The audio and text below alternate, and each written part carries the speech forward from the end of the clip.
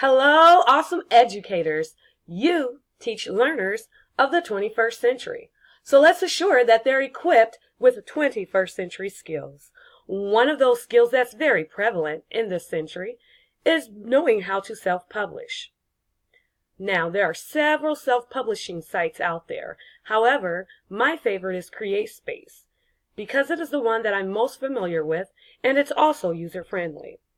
The first thing your students will have to do once they're on CreateSpace page is to sign up for an account. Now, they will need the usual email address and come up with a password and those things of that sort. Wow, how cool is this? Books, music, and film. There are 3 options there that your students could self-publish. Okay, there's also free publishing resources. These resources help your students to become more savvy and to get a little extra kick in what they're publishing. And there is the member spotlight. And of course, my account, which will have all of their personal options and information there. Now, depending on how much time you have allotted for this particular project, you can have students go through and click on the different options under these tabs to be able to see how, it looks to get started in those different tabs. They could click here and to see some of the things offered under free publishing and then what Membered Spotlight is all about. That might actually be a great place there to kind of see who CreateSpace sees is doing great in self-publishing. So my students didn't have as much time, and this was a final project for the course. So I jumped straight to add new title. Let the fun begin. Here, the student will begin by creating the name or the title of their project. So I did this with my creative writing class. So all they had to do was actually produce one of their creative writing stories that we worked on. Whether fiction, memoir, it didn't matter. They had to choose something that we worked on for that course. So there was a lot of front loading as far as going through the title. We already had that sort of thing written down.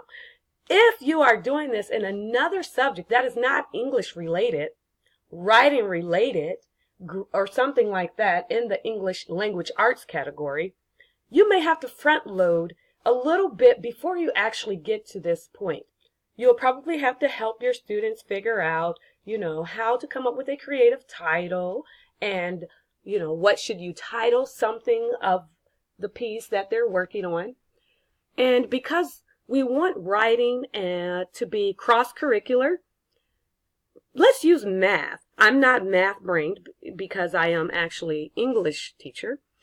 So this will be a stretch for me.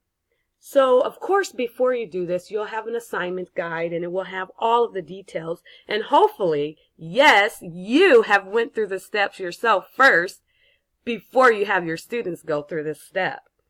So let's say you want your math students, algebra or geometry, maybe to create something about a certain unit or maybe something about the entire course of what they've learned that semester.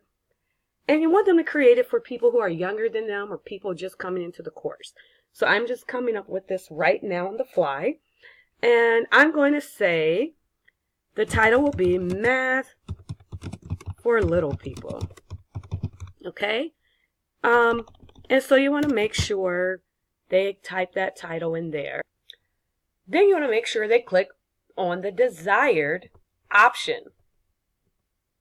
Okay? These are the same options that we are able to find up here. However, I'm going to show you the paperback option because that is what I use. Okay, below there are 2 options to get started. The expert option is for those who are familiar with using CreateSpace and have used it before. Then there's the guided option. This is the option I recommended to my students. Even if they said they've been on here before, I just wanted us to all be on the same page at this time. So you simply click Get Started. Whoa! That may be the expression many of your students give you when they see this page. It does look very scary, especially if you look at all of this stuff over here in this pink side. Now, if I haven't said this already, it is very important that you have already created your own account and have already went through the steps and the process that you want your students to go through. That way, you won't freak out and try to figure it out at the same time they're trying to figure out, unless you're all doing this together and it's up on the large screen, which is another great opportunity for learning aside with your students. I know some people who teach that way, and it's very effective because you can actually teach them how to think metacognitively because you're thinking out loud. So, but still, I would like to go through the process first, so I won't come up, with any surprises. And then I could still walk them through it and think out loud, as if I hadn't done it. So, subtitle is something you may need depending on if this title is not something that will alert readers as to exactly what it is you're talking about. So you can require that, or you cannot require it. You can keep it simple. It's really up to you what you would like to do. So I'm going to go ahead and fill out the information on this page.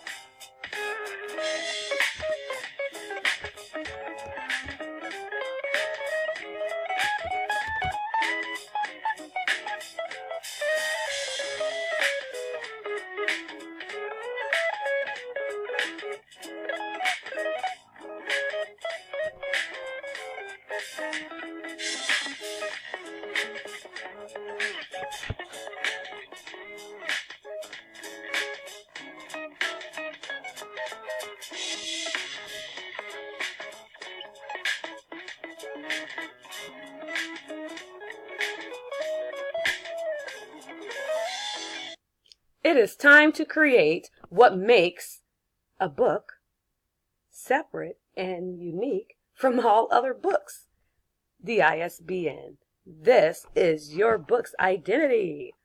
Okay, so your students, you can explain it to them that way. This is your book's identity. Ha ha. All right. Of course, we clicked on the free. Can read all of that. Assign free. And boom. It gives it to you, cannot be locked. Here's the thing. Am I ever going to really create this book? Probably not, because I'm just doing this to show you. But look at this. Your student now has their very own ISBN. Click continue and get started with the interior. Black and white is what your students will use if it's mainly words. Full color would be an option if there's words and pictures or photos. Or if you're actually doing this for a different course that it will only be photos or pictures. Then the paper color here, white or cream. Well, I can't choose cream because I've chosen full color. Only if I choose black and white interior, I can choose cream. Now, this may also make your students feel a little, oh my gosh, this looks so confusing. But it's really not. And if you go down, there's a lot of helpful tips and ideas you guys can go through.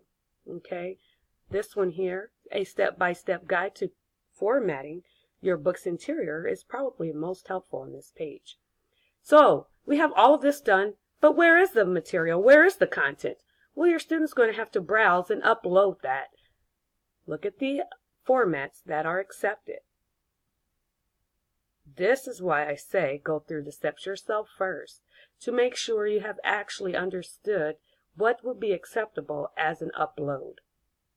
Okay, to speed things up, I went all the way back to the first page.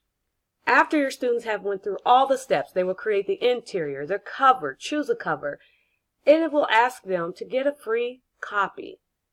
Now, they will have to pay shipping and handling to get that free copy. If you have it in your budget, maybe you could order that for them.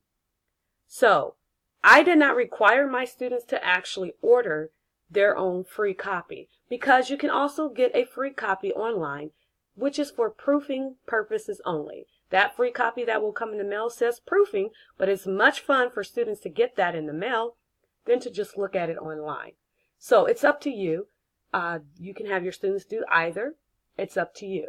Again, I chose to have my students just do the proofing on the online, on the web page, and once they showed me that, they were graded for it right then and there, because I know money can be an issue, and also I didn't want my students to feel obligated as creative writers to put something out there in the world with their name on it, and it may not be perfected the way they feel like it should be within just one course. That course was just a semester long. So here I am back at the member dashboard, and you can see here my Math for Little People, which is incomplete. And if I click on it, I can go through completing what I need to. And I already know what I need to complete because I've done this before. So there will be things like royalty and information you have to go through to complete it. Let me show you something that I've already completed. So this is something I have my own personal children do because I like to make sure they're receiving the same knowledge for 21st century skills that I have received. So here it shows information, and it shows everything here at the bottom about this. Here are all the steps that we went through: create and set up, and the review, in order and distribute, and sales and marketing, actually, in order to get to this finished product. Now, we didn't go through all the steps here on this video just for time's sake. It would actually take a long time to get through all of this. And as you can see, although this is my account, it's under my children's names. Okay, all their names are actually on this, but it only shows the first name here. So, go through the steps, have fun, be creative, let your students be creative. This is a 21st century skill. To differentiate, if you want to take it a step further, you can also have them look at other sites and decide which one is the best for them to self-publish on. There's plenty of other sites, as I said in the beginning. Happy self-publishing.